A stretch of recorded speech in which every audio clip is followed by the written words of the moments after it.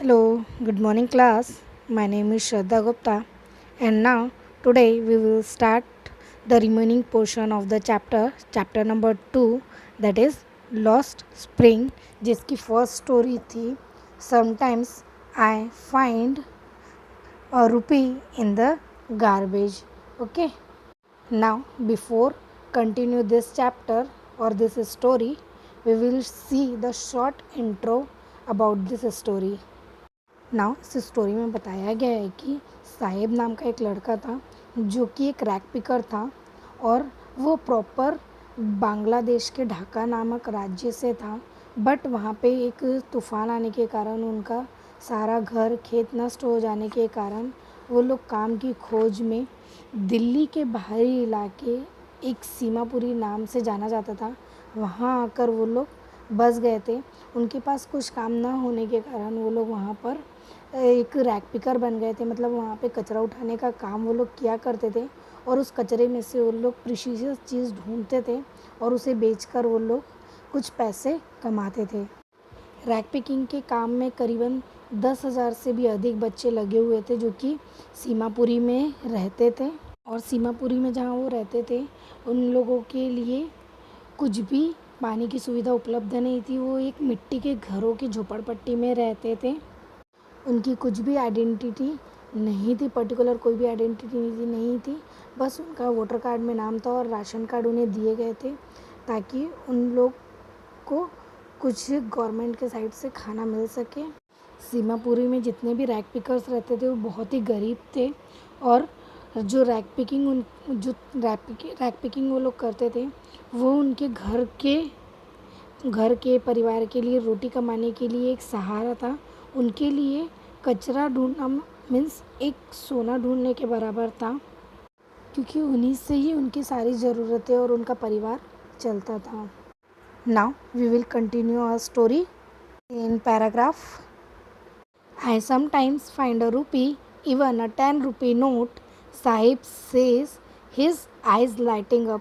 Means जो साहिब है वो बहुत खुश होते हुए कहते हैं कि कचरे के ढेर में कभी कभी उन्हें 1 रुपया भी मिलता था और कभी कभी 10 के नोट भी मिल जाते थे।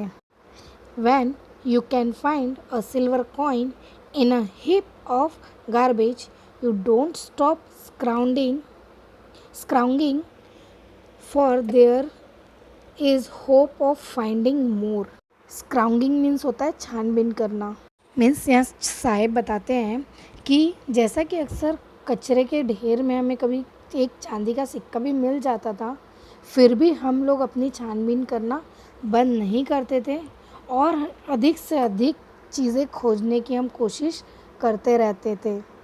It seems that for children garbage has a meaning different from what it means to their parents.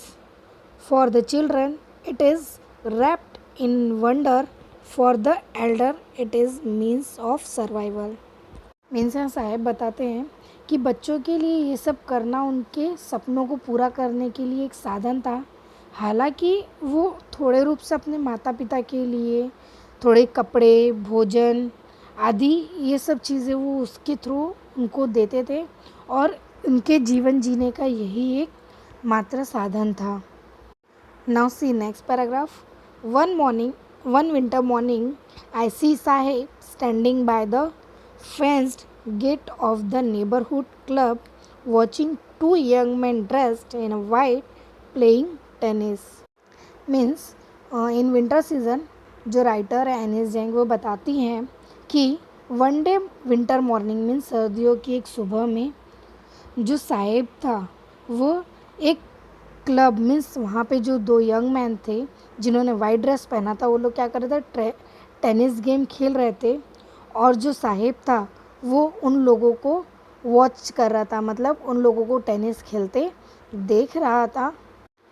I like the game he hums means वो जो साहिब है वो धीरे धीरे आवाज़ गुनगुनाहट की आवाज़ में बोलता है, मुझे ये खेल पसंद है। Content to watch it standing behind the fence मतलब होता है बाड़, मतलब जो क्लब से की जो बाड़ थी वहाँ पे वो खड़े होकर ये जो गेम था देख रहा था। जो साहिब था उसे ये जो खेल था, जो टेनिस गेम था उसे पसंद था, बट लेकिन वह खेल नहीं सका।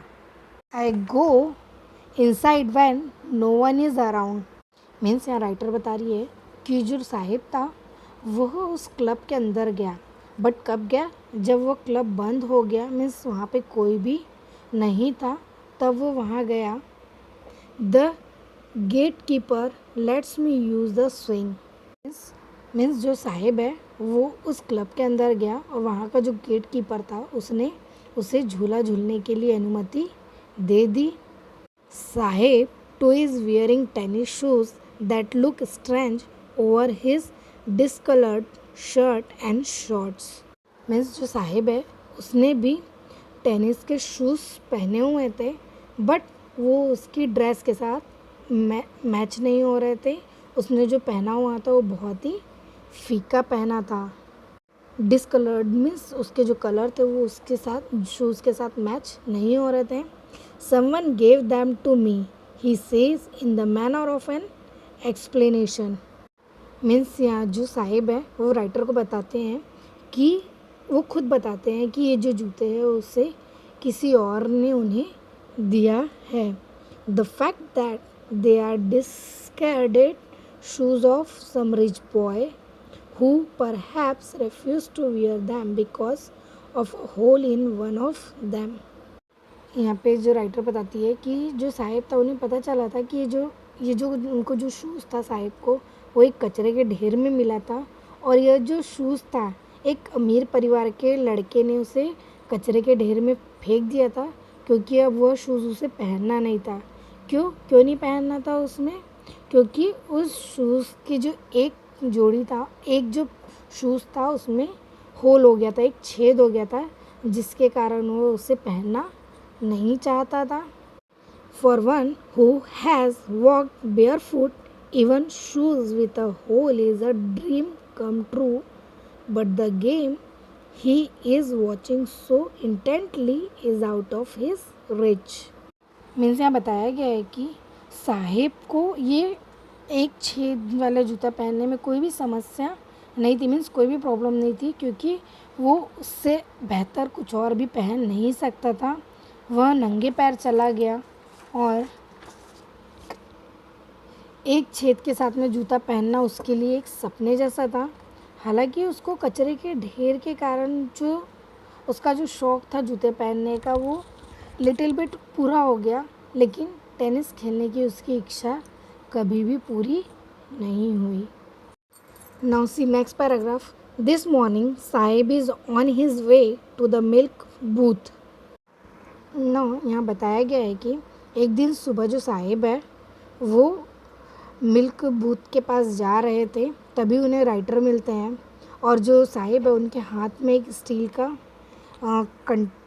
कनिस्टर होता है, मीन्स केटली जो बोलते हैं, कंटेनर, वो पकड़े हुए रहता है।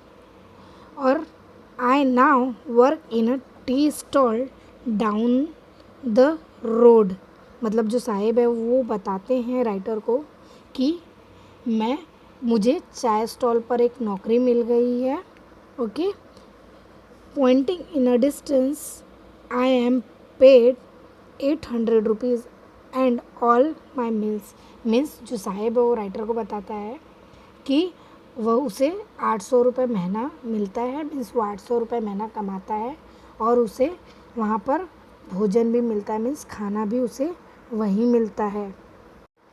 Does he like the job? I ask. Means जो राइटर है एनिस, वो उनसे पूछती है कि उसे यह नौकरी पसंद है। His face I see has lost the careful look. Means वो जब उनसे पूछ रही थी कि तुम्हें यह जॉब पसंद है या तुम इस जॉब को पसंद करते हो, तो वह जो साहिब था, जैसे वो पूछती है तो उन्होंने देखा कि वो lost carefree look. Carefree means होता है लापरवाह या फिर गैर जिम्मेदार, मीन्स उस तरीके से वो अपना फेस बना लेता है। The steel canister seems heavier than the plastic bag he would carry so lightly over his shoulder. Means जो स्टील का कंटेनर था वो बहुत ही हैवी था, एक प्लास्टिक बैग के कंपैरिजन में जो कैनिस्टर था वो बहुत ही हैवी था।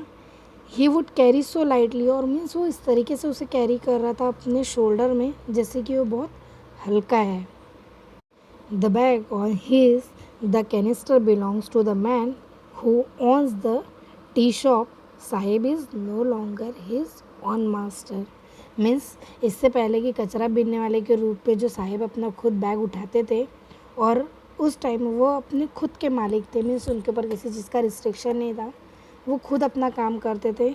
बट अब जो साहिब था वो खुद के मतलब खुद के ऑनर नहीं थे, अब वो क्या थे, अब बल्कि वो किसी और के सेवक बन गए थे। मतलब अब वो किसी और की दुकान में काम कर रहे थे। मीन्स जो साहिब थे वो किसी यहाँ का काम करने लगे थे, अब वो रैक पिकर्स नहीं थे। उन्होंने अब रैक पिकिंग का काम जो था उन्होंने छोड़ दिया था। Now here story 1, that is sometimes I find in a rupee in the garbage, is completed. Thanks for watching this video.